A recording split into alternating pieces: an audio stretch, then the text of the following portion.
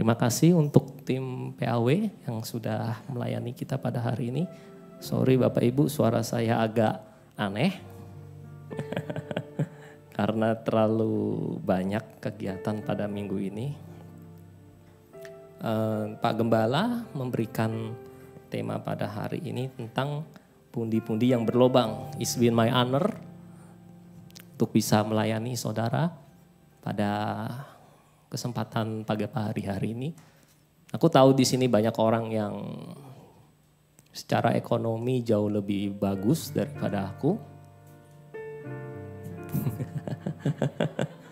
Dan aku rasa kalau soal ngomong soal ini mereka lebih berhak tentang soal pundi-pundi berlubang ini.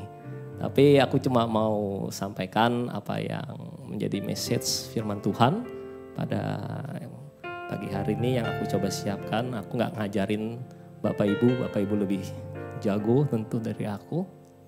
Tapi mari kita sama-sama remind ulang apa kata firman Tuhan tentang masalah keuangan Bapak Ibu.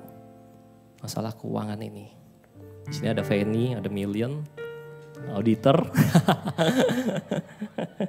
Pasti lebih bagus dari saya untuk menyampaikannya. Oke.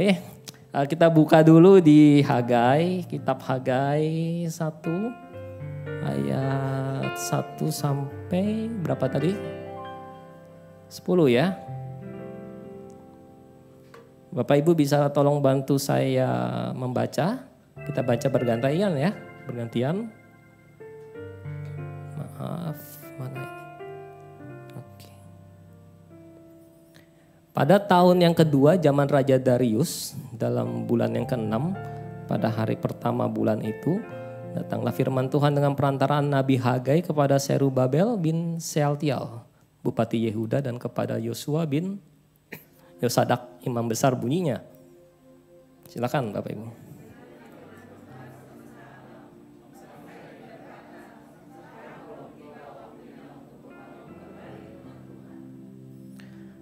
Maka datanglah firman Tuhan dengan perantaraan Nabi Hagai, bunyinya.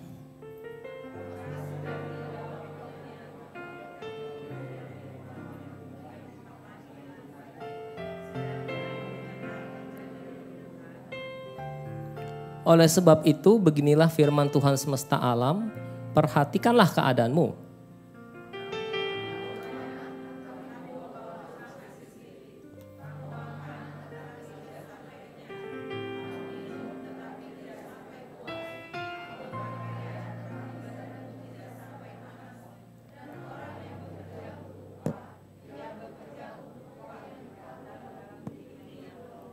Beginilah firman Tuhan semesta alam, perhatikanlah keadaanmu. Come on, 8.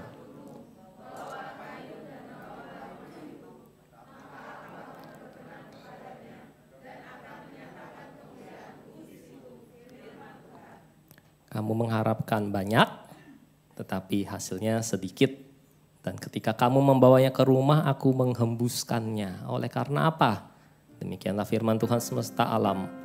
Oleh karena rumahku yang tetap menjadi reruntuhan, sedang kamu masing-masing sibuk dengan urusan rumahnya sendiri.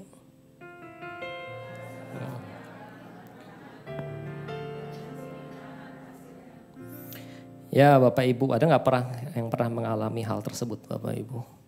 Gak perlu angkat tangan, kita kerja banting tulang katanya. Pagi jadi malam, malam jadi pagi, tapi gak ada hasilnya Bapak Ibu. Saya pernah ngalamin hal itu. Sedikit share, saya cari uang tuh kan juga di market Amerika kan. Market Amerika itu dari jam berapa? Setengah 10 sampai jam 3 pagi Bapak Ibu. Jadi kadang-kadang kalau kita lagi seru, apalagi lagi ada posisi, itu saya bisa jam 2:30 baru tidur, jam 2 baru tidur begitu. Mending kalau untung begitu kan. Nah, rugi ya iya ada juga gitu.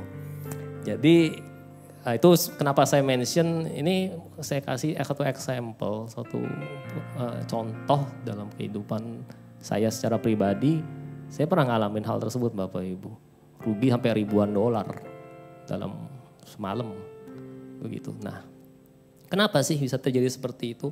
Katanya kamu orang yang diurapi Tuhan. Katanya kamu orang yang punya favor Tuhan. Katanya kita semua adalah anak-anaknya Tuhan. Tapi kenapa Tuhan biarkan terjadi seperti itu? Why? Begitu kan. Habis itu bawaannya sepanjang hari murung, gak niat makan. Anak-anak salah dikit, langsung kita kayak tersulut emosinya. Itu gak bagus gitu. Nah, di ayat tersebut kita melihat ada beberapa kebenaran firman Tuhan Bapak Ibu mengenai keuangan. Bisa ditampilkan slideshow-nya.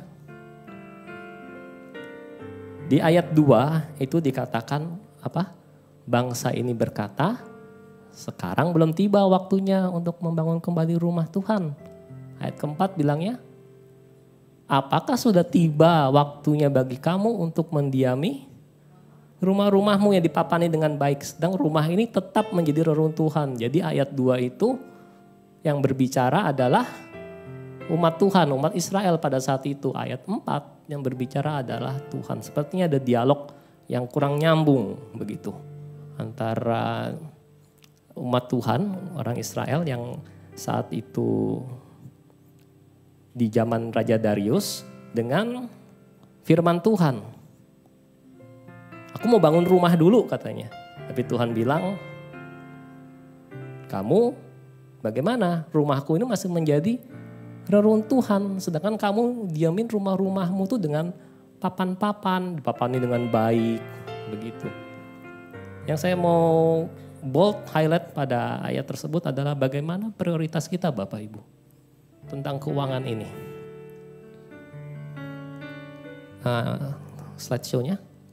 Poin pertama, kita harus menyadari bahwa Tuhan adalah sumber segalanya Bapak Ibu. Termasuk keuangan yang kita miliki di Roma 11 ayat 36. Roma 11 ayat 36 bisa sama-sama kita buka sebentar. 36.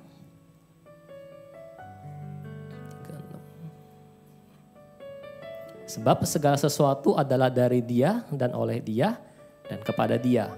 Bagi Dialah kemuliaan sampai selama-lamanya. Duit saudara dari mana Bapak Ibu? Dari Tuhan. Habis itu apa? Oleh siapa kita bisa bekerja mencari uang? Oleh Tuhan lagi. Dan kepada siapa kita harus mempersembahkan uang kita?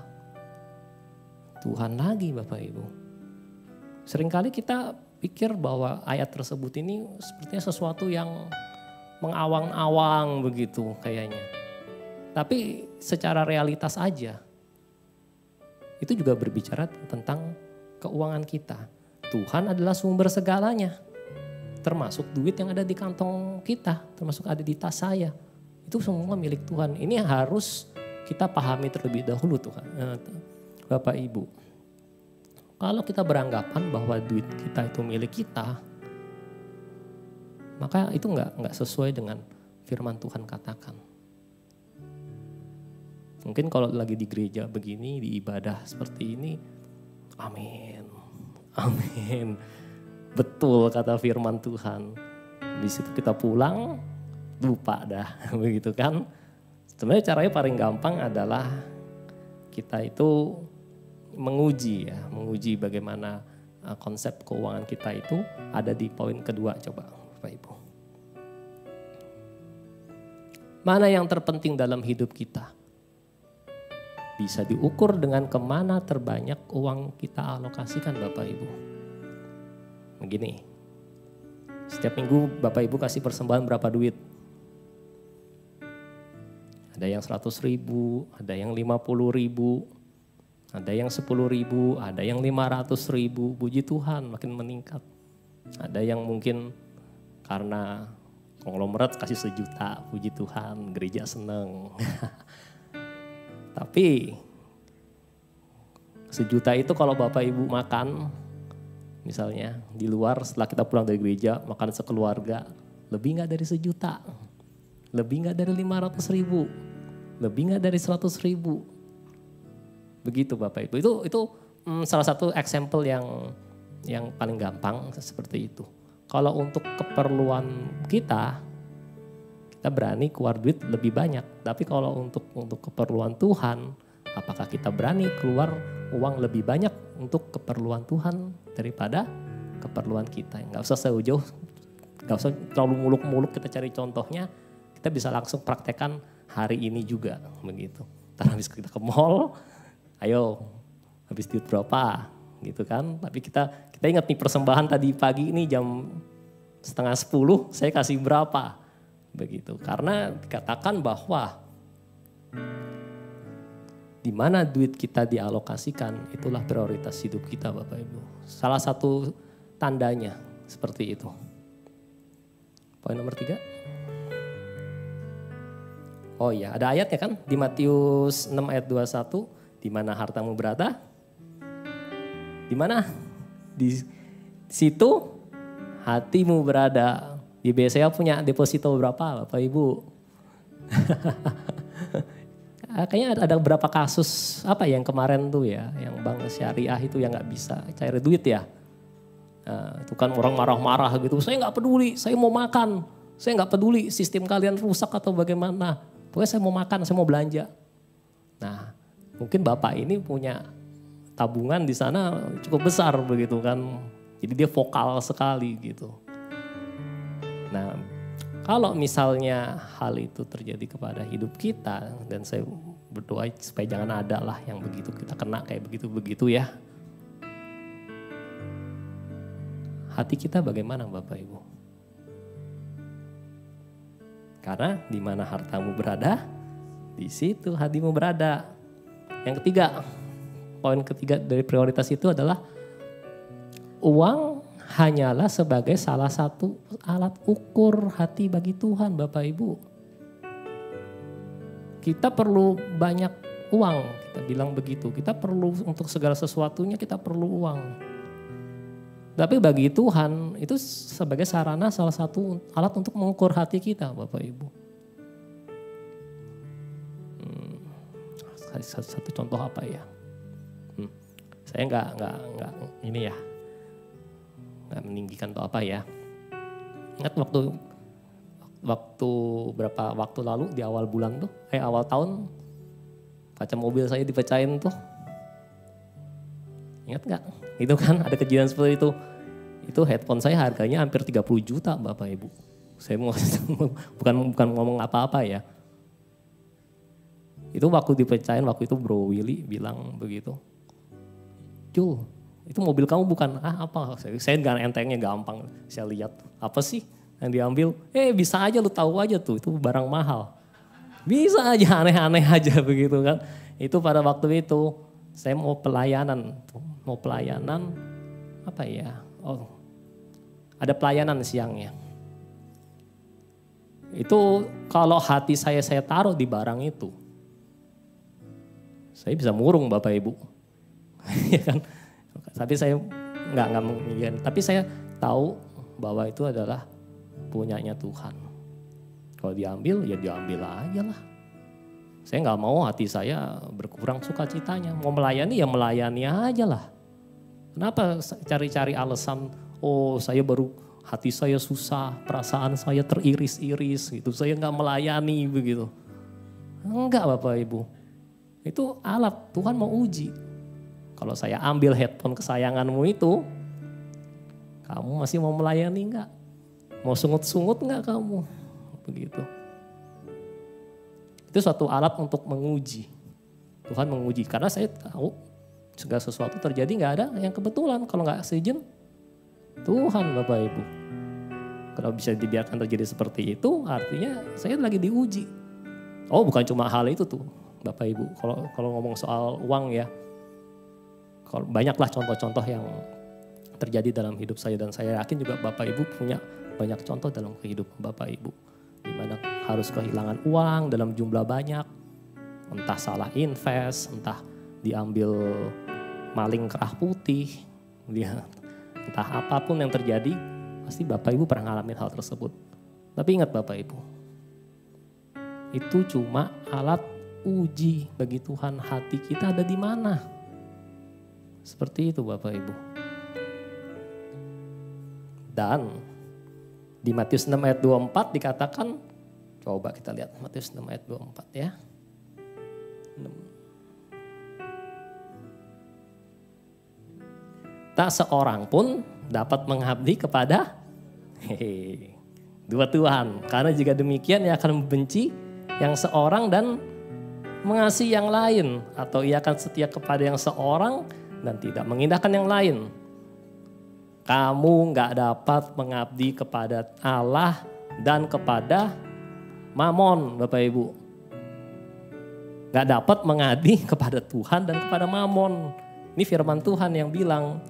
Tuhan itu kan yang menciptakan kita kan. Dia tahu kan struktur DNA kita gimana.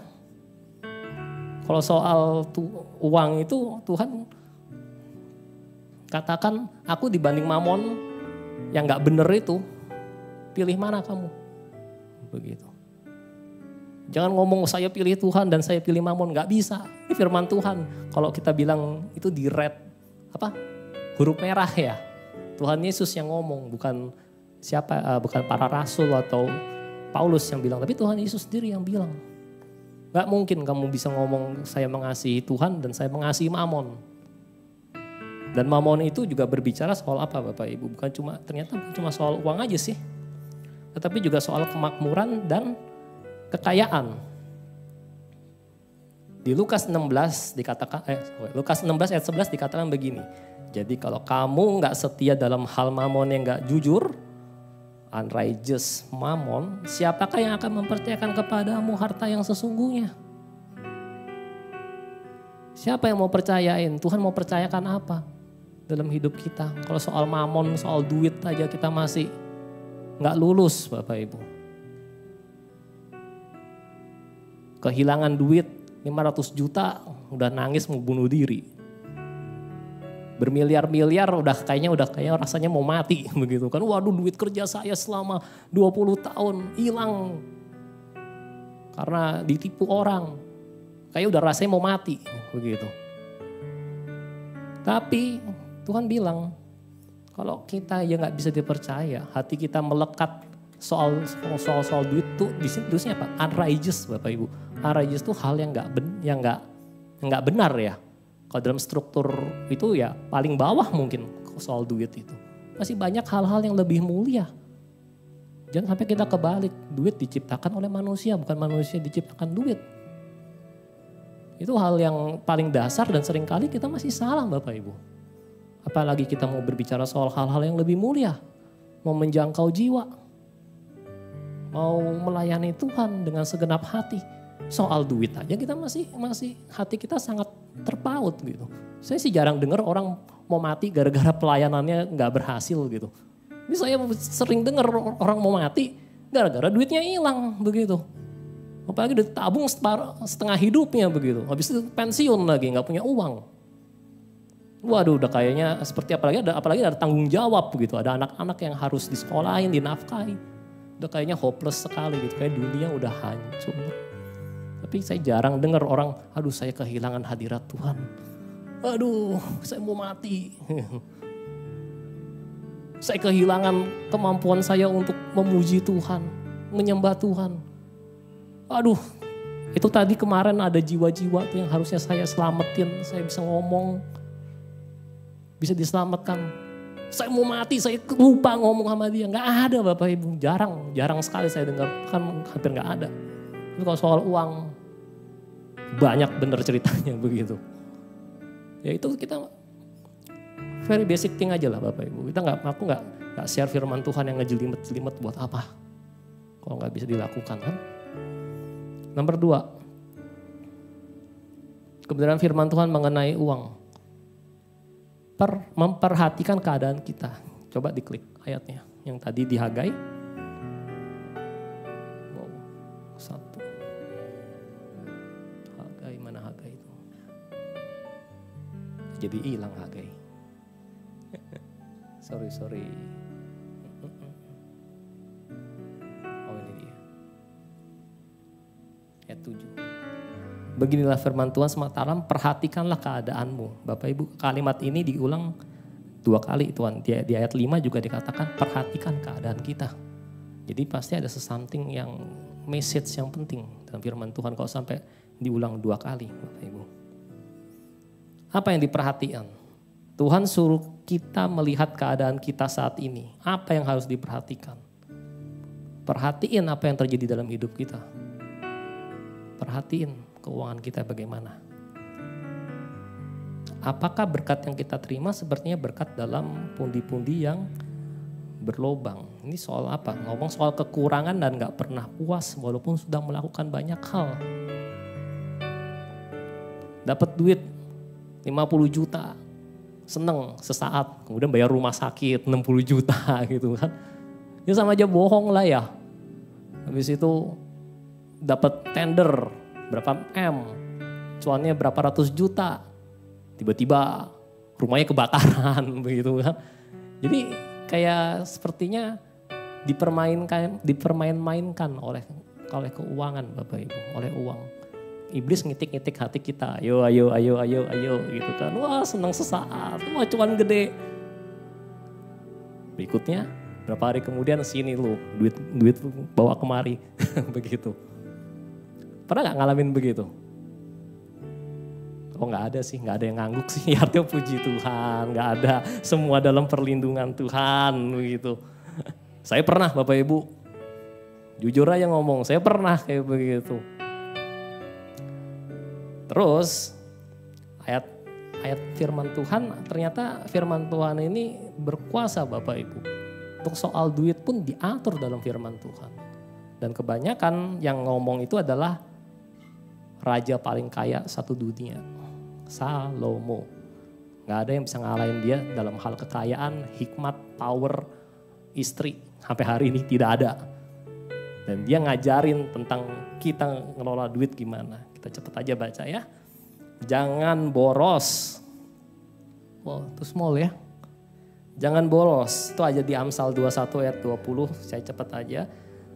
Jangan boros apa? Terutama untuk hal-hal yang gak membawa manfaat.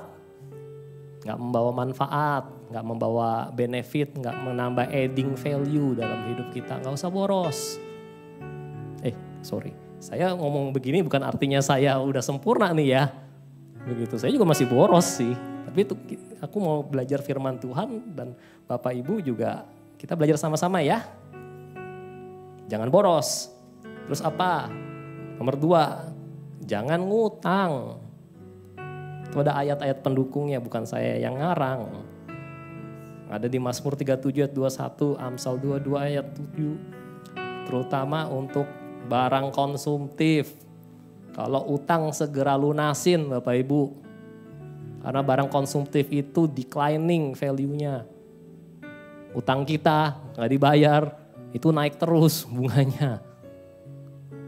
Ya ada million sama Fanny harusnya lebih ngerti soal itu ya. Jangan ngutang. Saya pernah tanya, kalau utang usaha gimana? Ibu Ruth bilang, dia bilang apa ya? Oh, itu complicated, dia bilang seperti itu. Complicated, tapi kita mau ngambil yang paling gampang aja, jangan ngutang sama kartu kredit, maaf BCA. Kami memblokir Anda pada hari ini.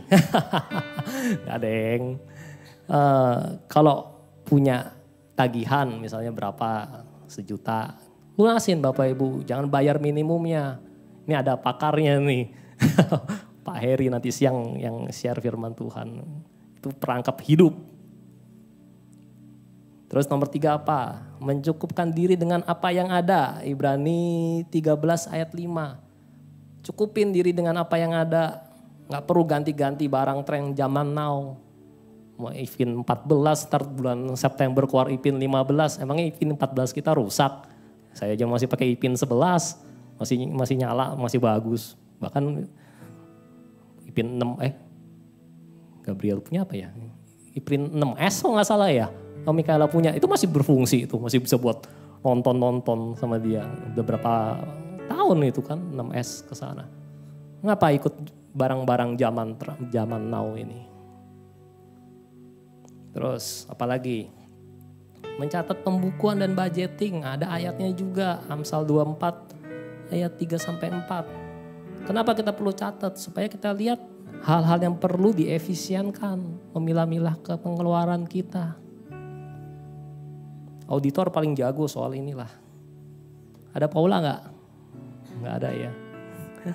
Terus, jangan menjadi penjamin hutang orang lain. Amsal 27 ayat 13. Jangan pernah jaminin diri kita untuk jadi jamin utang orang, Bapak Ibu. Itu perbuatan very stupid. Mau anak kita kayak mau saudara kita kayak nggak usah.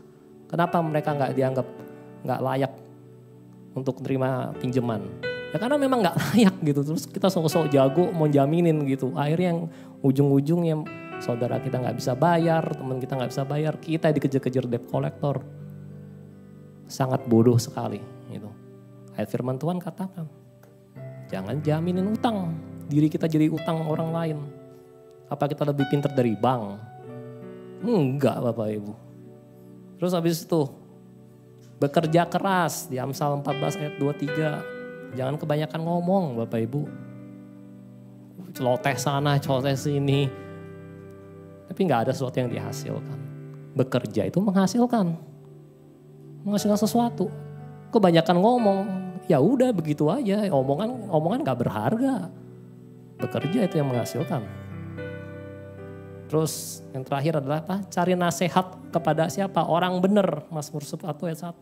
Jangan cari nasihat kepada orang yang kelihatannya benar Bapak Ibu. Karena orang yang kelihatannya benar belum tentu benar. Orang benar itu siapa? Hamba-hamba Tuhan yang ada di gereja kita ini. Yes. Bro Den tuh orang benar. Ko Heri, Pak Gembala. Itu PKS kita orang benar.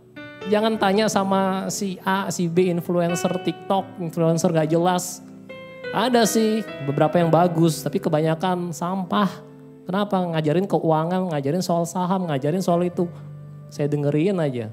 Oh baru anak kemarin sore main saham. Oh baru anak kemarin sore main itu. Kebanyakan ngomong kosong. Apalagi ngomong soal technical analisis itu. Bodoh aja. Yang buat technical analisis itu bandar. Pak dikerjain bandar pakai technical analisis. Ya dong. Kelihatannya bener.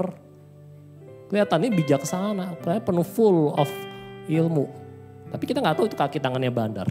Kita gak pernah tahu soal itu. Itu hal yang paling simpel aja. Dari 7 poin ini, aku yakin Bapak Ibu udah pada tahu.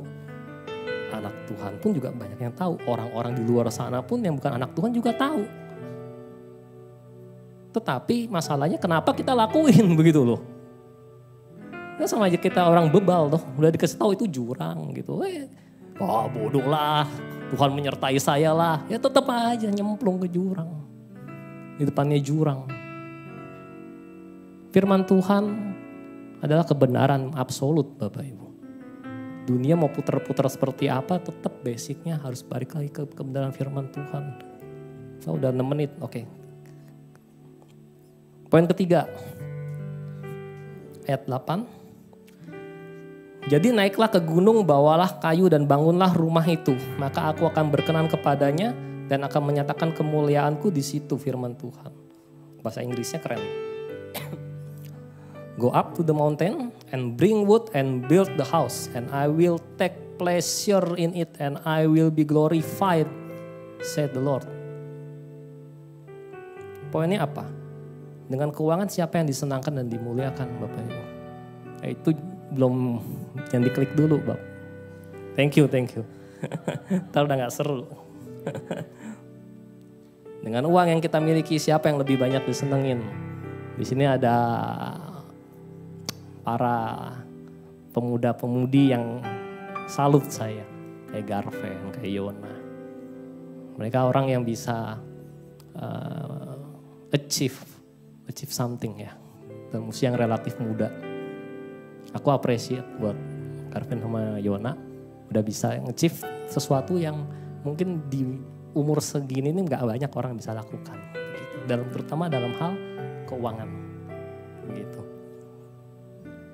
Tapi, balik lagi, siapa yang lebih dimuliakan Bapak Ibu dengan uang kita?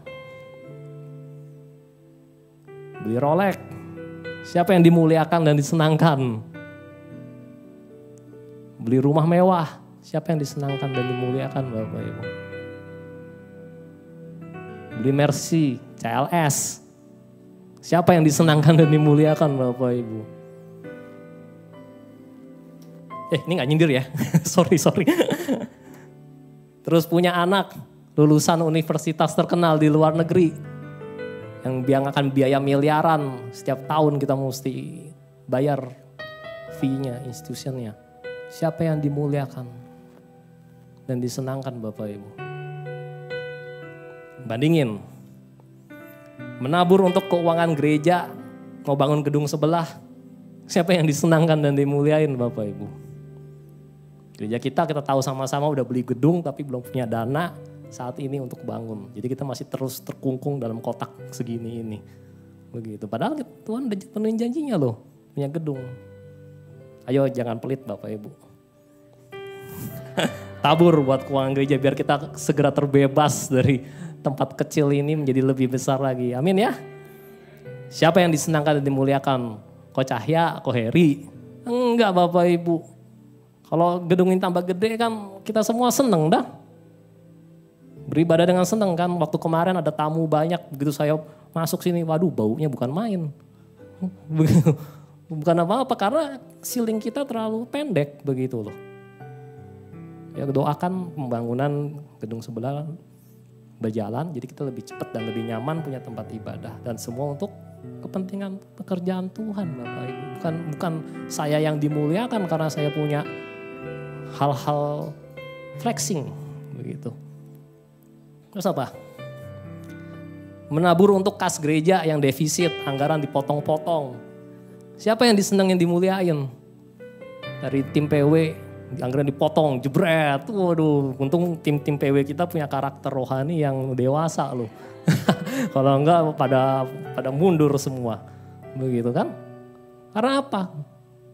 Jangan kita berpikir gereja kita tuh punya banyak duit Bapak Ibu. Pemasukannya ada tapi pengeluarannya lebih besar. Makanya dipotong itu supaya nggak defisit.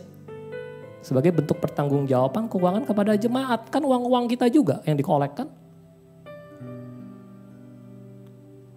Terus apa lagi? Membayar perpuluhan. Siapa yang dimuliakan dan disenangkan Bapak Ibu? Saya heran gak habis-habisnya orang debat bayar perpuluhan. Oh ya, Pak Ringo kemarin khotbah soal itu bagus banget. Kalau Bapak Ibu belum nonton soal keuangan, nonton deh di YouTube-nya IR1 dan IR2. Habis itu ada lagi menabur untuk bawa makanan, puji Tuhan di ibadah Rabu dan Sabtu, di WBI. Saat anggaran KI doa dipotong gak punya duit buat beli makanan, ada yang bawa makanan. Siapa yang disenangkan dan dimuliakan Bapak Ibu? Ini pekerjaan Tuhan butuh banyak biaya. Kalau bukan dari jemaat, emang kita badan profit gitu, badan bisa mencari keuntungan? Enggak kan? Ini semua perlu biaya banyak Bapak Ibu. Kita lah yang harus menabur dengan taburan uang kita. Bisa saya minta tambah 5 menit ya? Sorry Pak David. Semua sah-sah aja sih dan diperbolehkan mau punya apapun Bapak Ibu. Kalau mampu pergi ke Jepang ya 10 kali setahun gak ada larang. Ke Amerika mau pergi jalan-jalan gak ada yang larang. Tapi ingat nih Bapak Ibu. Dunia tempat kita hidup ini hanya tempat transit, bukan tujuan utama. Kalau kita mau transit, kita mau misalnya ke London atau ke Paris, kita transit pakai Etihad, itu jatuhnya transitnya di mana ya? Aku lupa. Bisa tanya ke David. Di daerah-daerah sana lah, Timur Tengah itu. Bisa kita bawa misalnya berapa? 5.000 euro. Masa kita habisin 5.000 euro kita di tempat transit? Enggak lah. Ya kita habisin budgeting kita 5.000 euro misalnya, ya kita mungkin beli 100 euro begitu. Habis itu kita belanjakan, misalnya di tempat destinasi kita. Begitu dong, itu pemikiran yang logis. Sah-sah aja sih, tapi ya kita mesti ingat tujuan utama kita itu sorga Bapak Ibu. Sorga tuh infinite. Kita punya waktu di dunia ini paling cuma 80 tahun. Kalau sehat seperti oma saya, itu pun juga udah sakit-sakit begitu, 90 tahun lebih. Dibandingkan dengan kekekalan, Nothing loh Ibu. 90 tahun, 80 tahun. Terus habis itu kita mau buang waktu kita, mau buang tenaga kita. Untuk cari duit, untuk membiayai hidup kita dan keturunan kita selama 90 tahun. Bijaksana gak seperti itu Bapak Ibu? Bukan saya kasih, bukan maksudnya, gak usah kerja, enggak begitu. Tapi kita harus lebih bijaksana dalam memprioritaskan uang kita Bapak Ibu. Bener, ini baru punya anak. Terus siapa lagi yang baru punya anak? Mr. Alvin baru punya anak. Semua kita ada budgetingnya. Saya punya anak, perlu pendidikan semuanya. Tapi saya gak usah terlalu ngoyo untuk hal-hal seperti itu. Sisihkan. Kemana kita mau menginvestasikan uang kita? Tuhan bilang apa? Kumpulin harta di sorga Bapak Ibu. Orang bijaksana itu menabung lebih banyak untuk kekekalan. Coba klik yang ayat yang tadi itu yang udah diklik bro, sorry. Pilihlah hidup untuk melayani Tuhan, bukan melayani diri sendiri Bapak Ibu. Melayani Tuhan kan banyak macamnya, gak perlu jadi kayak seperti Pak Gembala, Koheri.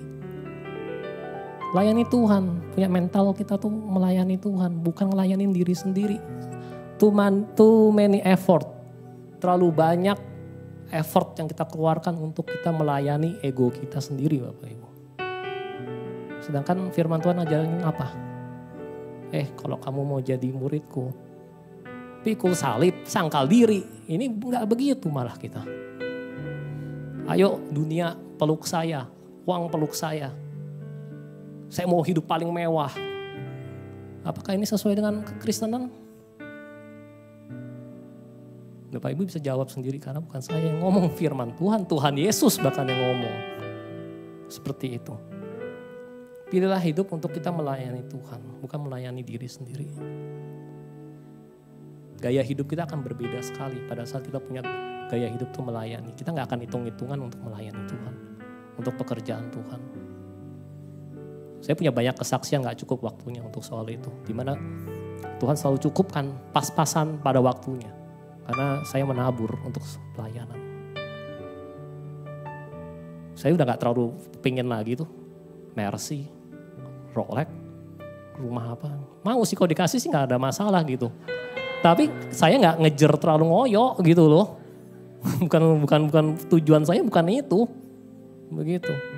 Tujuan saya untuk kenapa saya diberkati, saya punya uang. Untuk ngembangin kerajaan Tuhan di bumi ini. Masih berapa miliar orang yang kenal Tuhan di sana.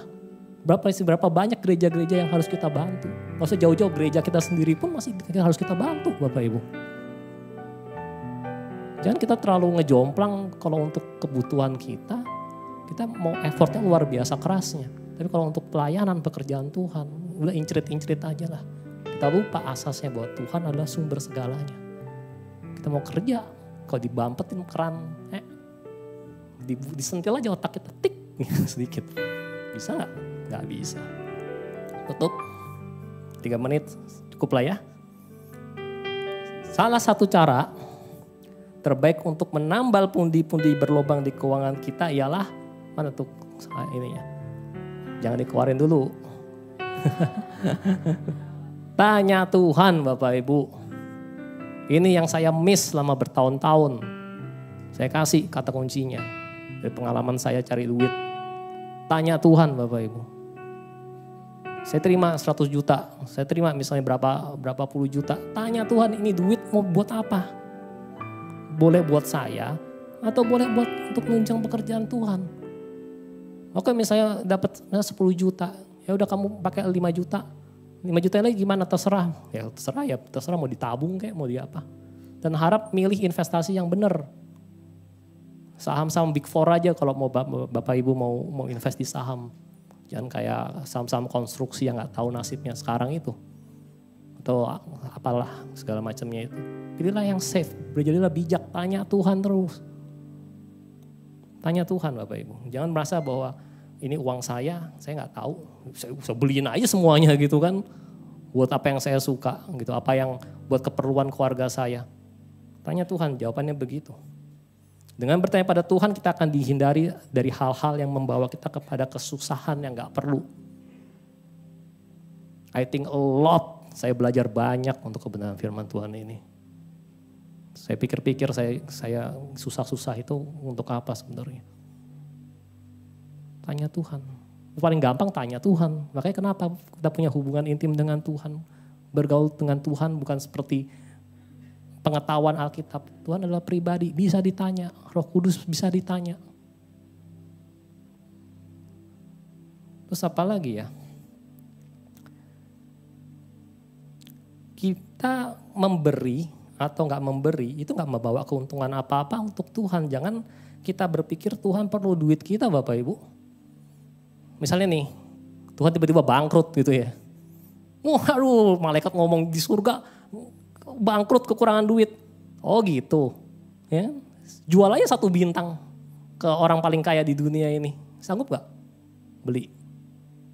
Gak sanggup Bapak Ibu. Jadi jangan pernah berpikir bahwa Tuhan tuh perlu duit kita. Kalau kita memberi itu buat kebaikan kita Bapak Ibu. Jangan dibalik pemikiran kita. Oh ini gereja perlu duit, minta-minta duit. Ini si mengkhotbahnya si Julius nih nodong-nodong jemaat. No Bapak Ibu. Kita memberi adalah untuk kebaikan kita, itu firman Tuhan, amin. Amin. Ya, jangan cuma amin ya. Ntar waktu persembahan kita kasih yang terbaik untuk Tuhan. Jual 1 bintang aja gak ada yang sanggup kok. Kenapa kita merasa bahwa Tuhan bangkrut perlu duit kita? No. Jadi memberi dalam keuangan adalah alat ukur untuk mengukur diri kita dalam satu, prioritas apa yang dalam hidup kita. Tadi kita udah bahas. Kedua, apakah kita sudah bijak dalam mengatur uang? Si unrighteous itu.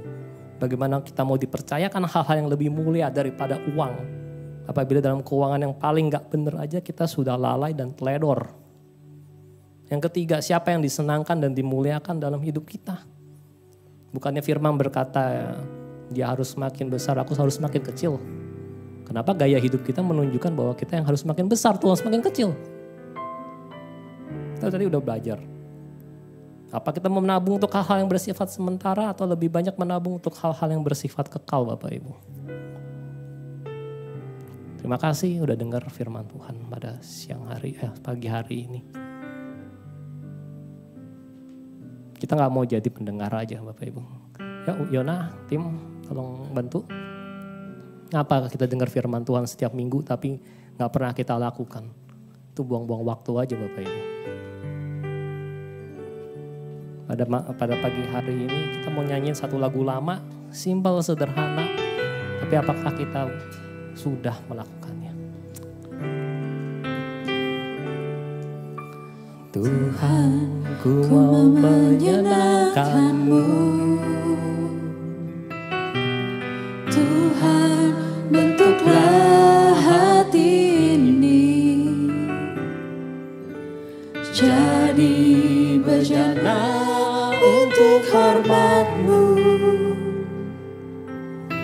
Cemerlang bagai emas murni. Tuhan, ku serahkan hatiku. Tuhan, ku serahkan Tuhan, hatiku. Nyanyian ini bukan lip service saja Tuhan. Dan hati kami selalu mau menyenangkan Engkau ya Tuhan Yesus. Kuduskan hingga tulus selalu, agar aku menyenangkan-Mu.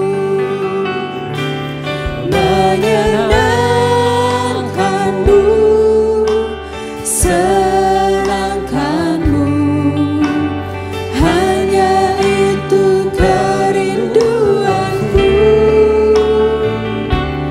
Menyenangkan-Mu, senangkan hati-Mu, hanya itu kerinduanku.